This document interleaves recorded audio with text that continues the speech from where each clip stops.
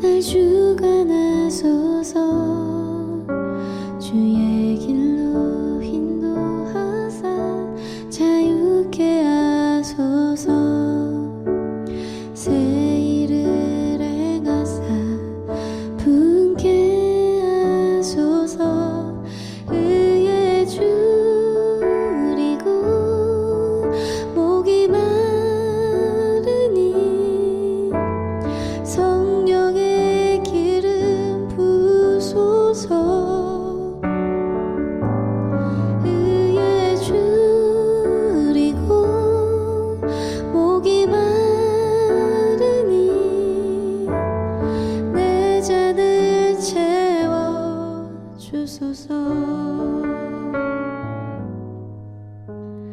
내 잔을 채워 주소서.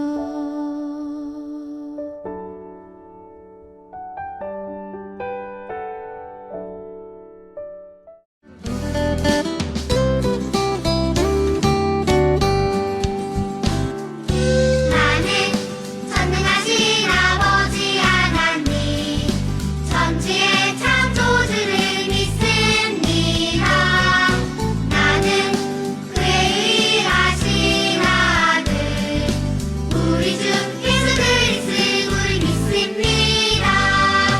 그는 성령으로 잉태되어 동정녀 마리아에게서 나시고 본디오 빌라도에게 고난을 받아 십자가에 못 박혀 죽으시고 장사된 지 사흘 만에 죽은 자 가운데서 다시 살아나셨으며 하늘에 오르시어 전능하신 아버지 하나님 우편에 앉아 계시다가 거기로부터 살아있는 자와 죽은 자를 심판하러 오십니다. 나는 성령을 믿으며 거룩한 공교회와 성도의 교제와 죄를 용서받는 것과 몸의 부활과 영생을 믿습니다. 몸의 부활과 영생을 믿습니다. 아멘. 2022년 3월 27일 오늘은 하나님과 함께하는 주일이에요. 오늘은 이기평 전도사님이 기도하도록 하겠습니다. 우리를 사랑하시는 하나님, 오늘 우리가 하나님을 예배하기 위해 모였습니다. 예배 시간을 통해 하나님을 찬양하고 하나님께 기도하고 하나님의 말씀을 들으며 하나님이 주시는 은혜를 온전히 누리는 우리 모두가 되게 해주세요. 그래서 받은 은혜를 또 주변에 나누며 살아가는 우리 모두가 되길 소망합니다. 예수님의 이름으로 기도드립니다. 아멘.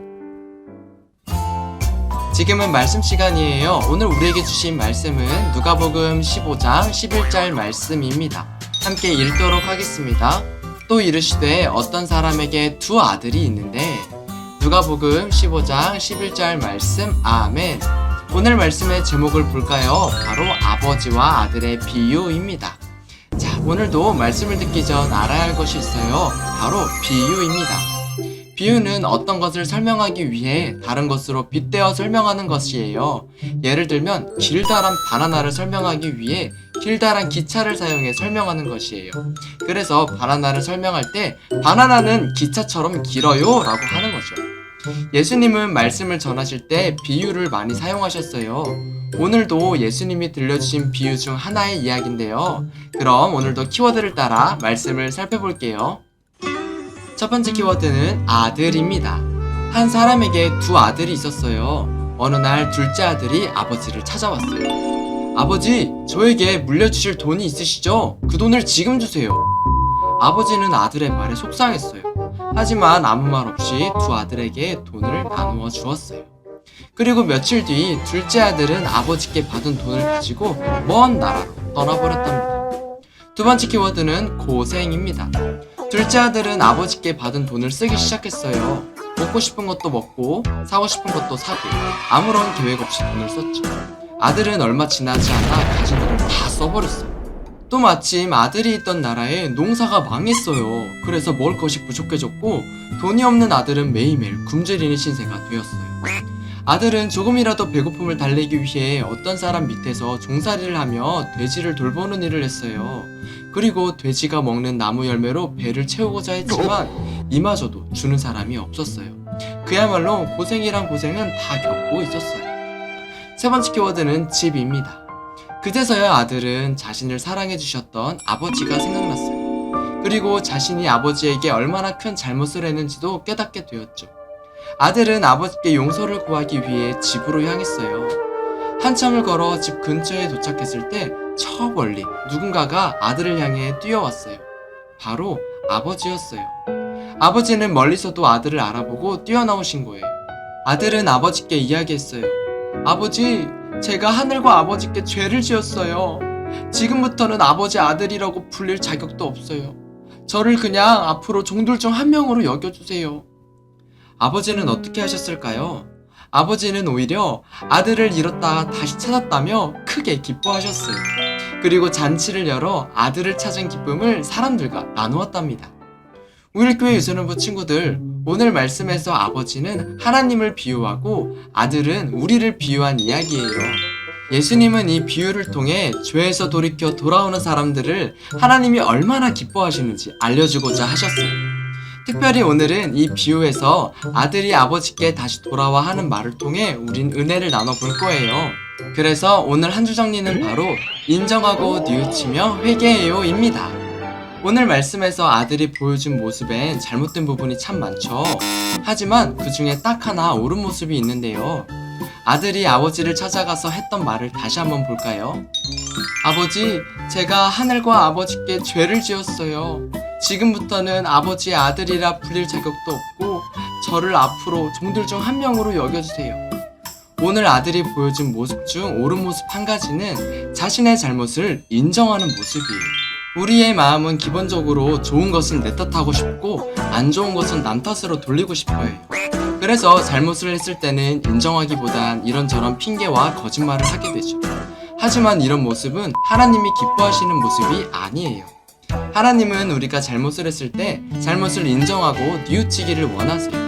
이것이 바로 회개라고 해요.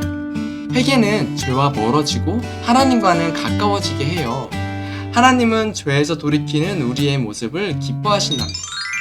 사순절 네 번째 주일을 맞이하여 인정하고 뉘우치는 회개를 통해 죄와는 멀어지고 하나님과는 가까워지는 우리 유소년부가 되길 소망합니다.